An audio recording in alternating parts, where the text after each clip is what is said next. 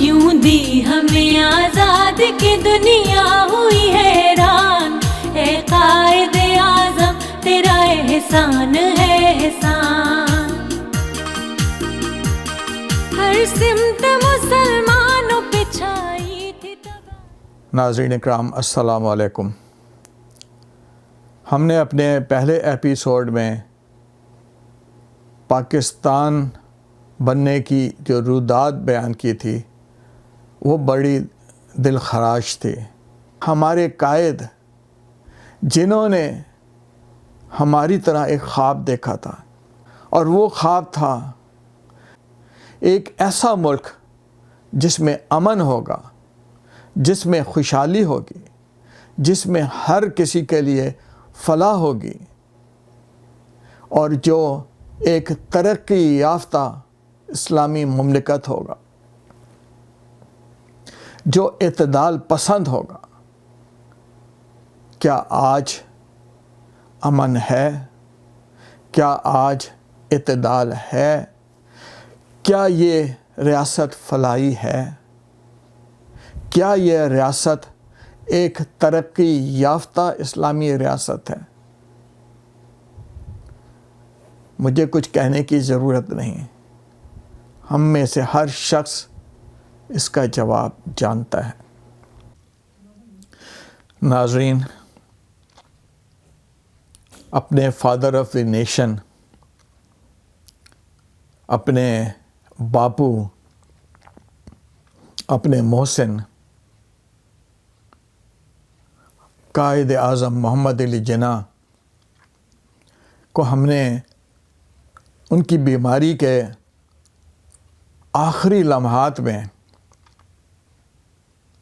کوئٹہ کے ایک دور افتادہ مقام پر اس لیے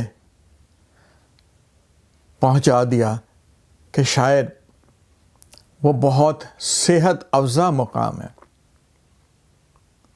مگر کیا آپ نے سوچا کہ قائد جو ٹی بی کے مرض میں اس حد تک آگے جا چکے تھے کہ ان کی صحت روز بروز بہت خراب ہوتی جا رہی تھی، ان کو اچھے علاج کی ضرورت تھی، وہ علاج جو ان کے شایان شان ہوتا، یہاں تک کہ ان کو ایک دفعہ کچھ دوائیوں کی ضرورت پڑی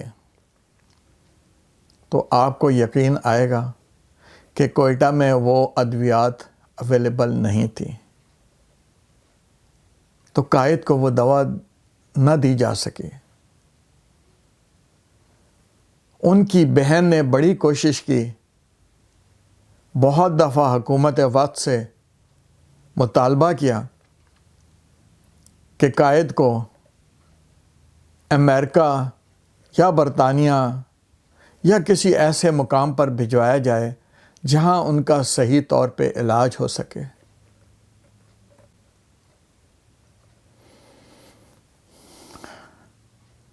وہ ہمارے پہلے گورنر جنرل تھے، وہ ہمارے محسن تھے۔ حکومت کے پاس وقت نہیں تھا، اس وقت کی حکومت نہ جانے کس کام میں مصروف تھی۔ جو بیچارے ہجرت کر کے مہاجر آئے تھے، ان کی آباد کاری تو ان کا مسئلہ نہیں تھی، وہ تو بیچارے کہیں نہ کہیں اپنی مدد آپ کے تحت ذلیل و خوار ہو رہے تھے، اور تب نہیں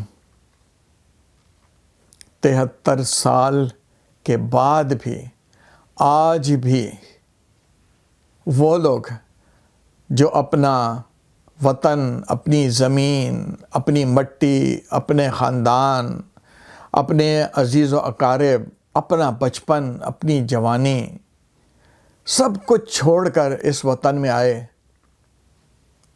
ہم نے انہیں مہاجر کا ٹھپا لگایا۔ آپ مہاجر ہیں، وہ والے مہاجر نہیں جو اسلامی ریاست میں مہاجر اور انصار کا ہوا کرتا ہے. یہ وہ مہاجر ہیں، یہ وہ انسان ہیں جن کو در بدر ذلیل و خوار ہونا ہے،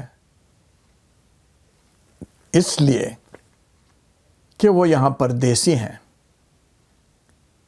وہ اردو اسپیکنگ ہیں. چلیے اس مسئلے پر تو آگے چل کے بات ہوگی. آج ہم دیکھتے ہیں کہ قائد بالآخر 11 ستمبر 1948 کو جب ان کی حالت اتنی غیر ہو گئی کہ ان کے اکلوتے ڈاکٹر،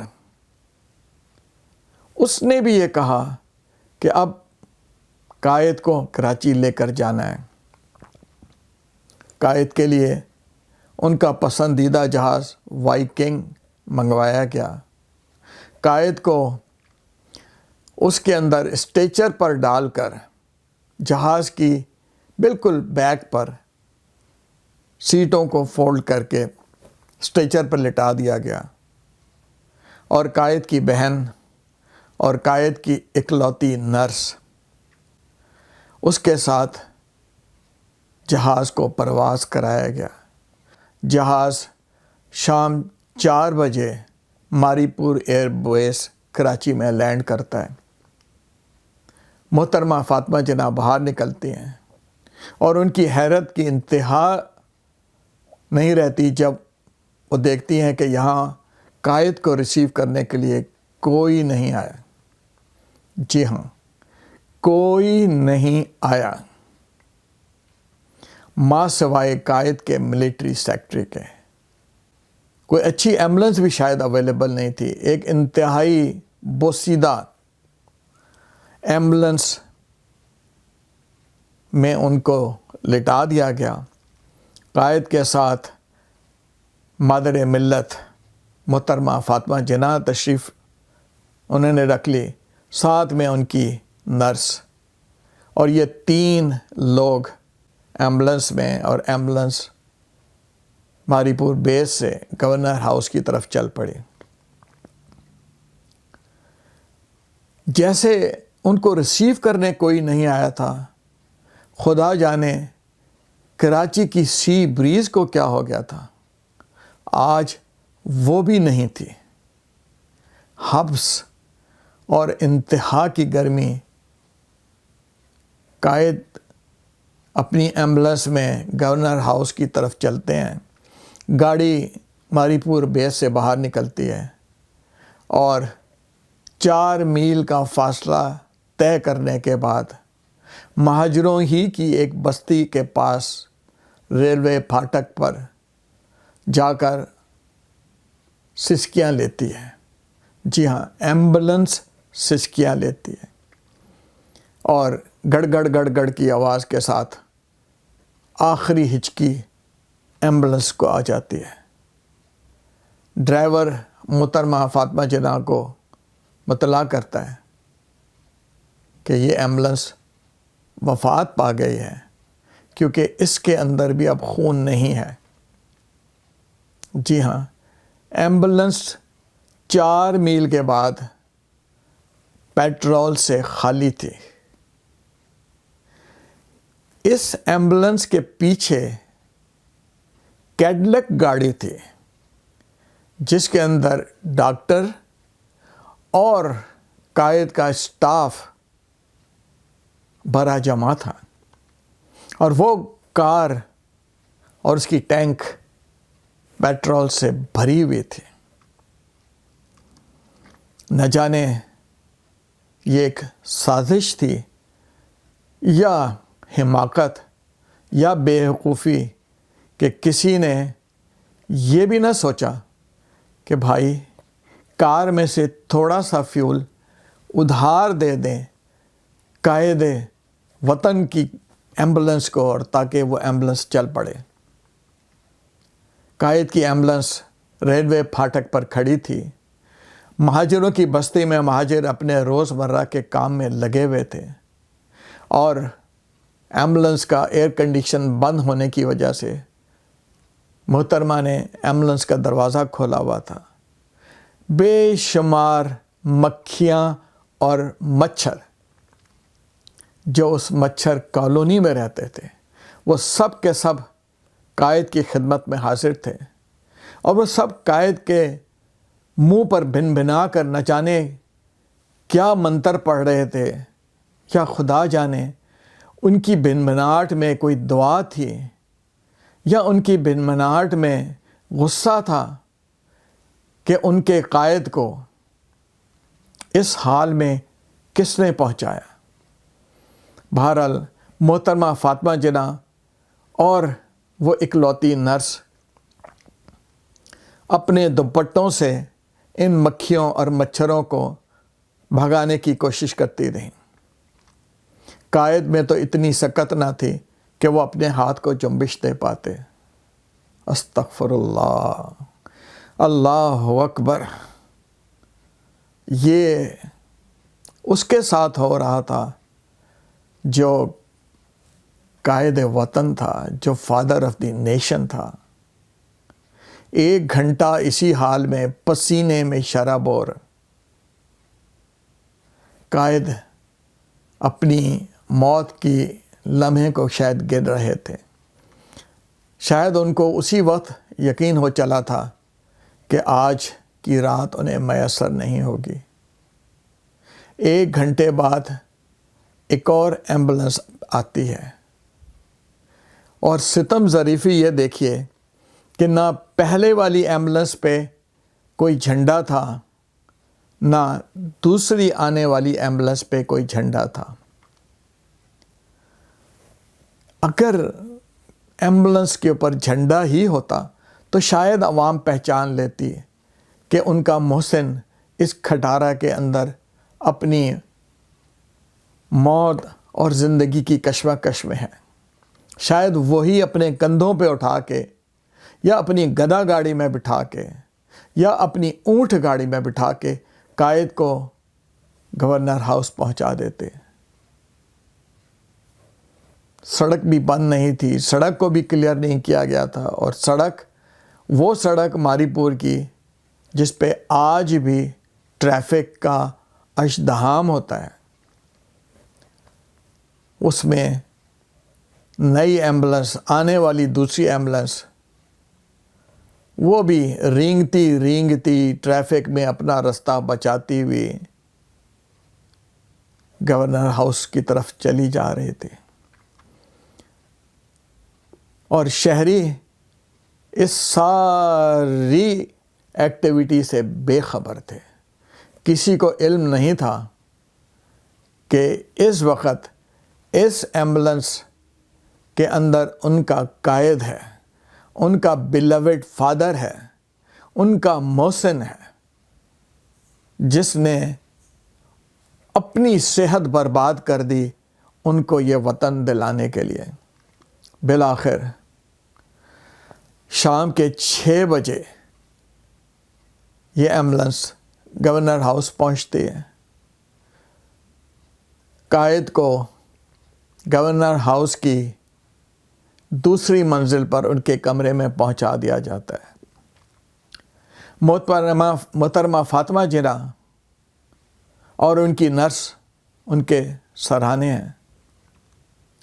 9 بجے رات الہی بخش قائد کے ڈاکٹر قائد کے پاس آتے ہیں اور ان کو ایک انجیکشن لگاتے ہیں. اللہ جانے یہ کس چیز کا انجیکشن تھا اور اس کو لگانے کی وجہ کیا تھی، کیونکہ قائد شاید اب اس ساری مہربانی کے محتاج نہ تھے. شاید قائد کو اب اپنی قوم سے کچھ نہیں چاہیے تھا. رات 11 بجے ان کے ڈاکٹروں نے بالآخر قوم کو یہ خبر دی کہ ان کا قائد اب ہم میں نہیں ہے. انا للہ و انا الیہ راجعون. کلو نفس ذائقۃ الموت، ہر بشر کو ایک دن موت آنی ہے، لیکن خدا نہ کرے کہ اتنے عظیم انسان، اتنے بڑے محسن اور قوم کے والد کو اس قسمہ پرسی میں موت آئے۔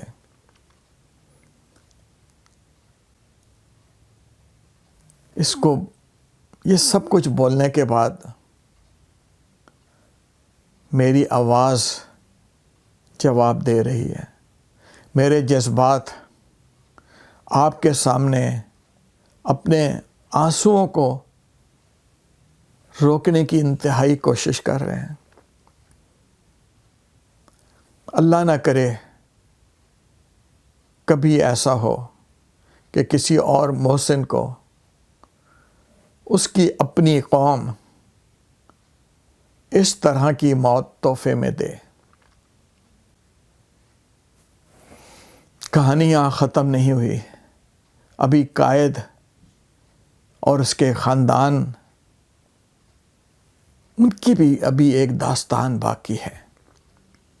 میں نے تو سوچا تھا کہ شاید ایک ہی ایپیسوڈ میں پاکستان کا خواب اور اس کی تعبیر بیان کر سکوں گا، لیکن آج مختصر سے مختصر کرنے کے باوجود نہ جانے کتنے لمحے گزر گئے۔